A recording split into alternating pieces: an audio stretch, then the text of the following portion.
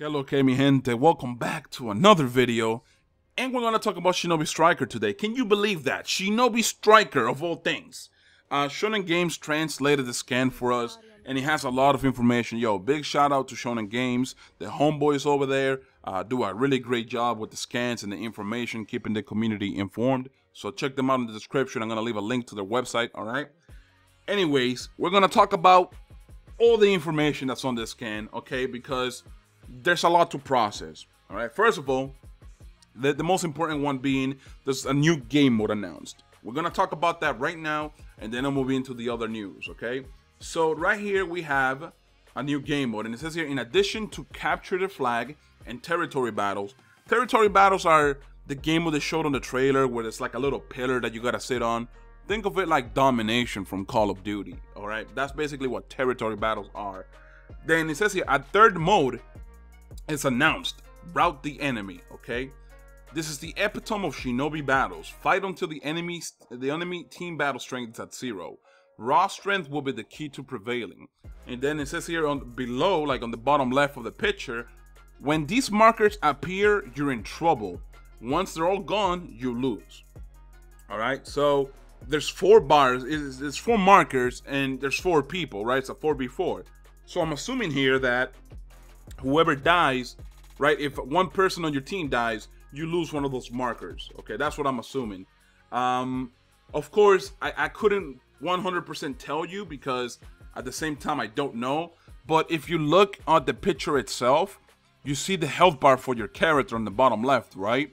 And on the bar, on the red bar, it has a little fucking marker that has just a tiny bit taken out, just like the health bar. So maybe that's what it is, okay? It's just about you having to get rid of your team's opponents. That's all it is, right?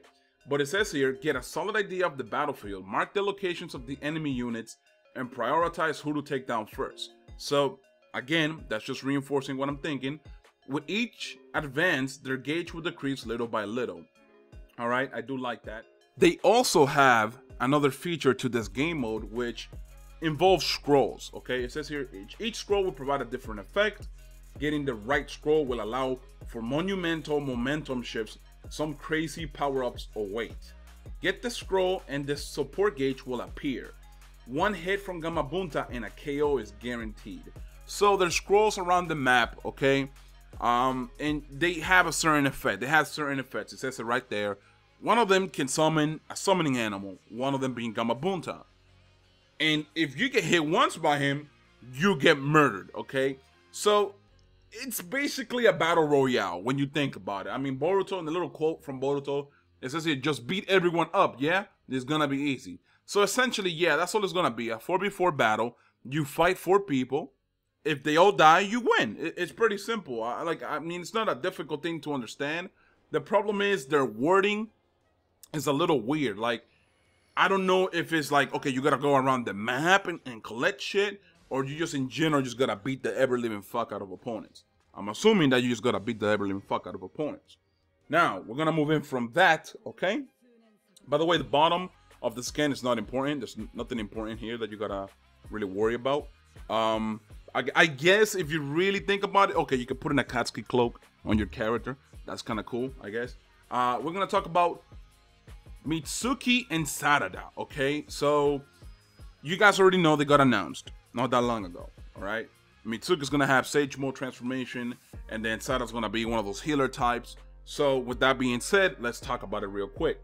It says here, Sarada and Mitsuki also appear as mentor characters.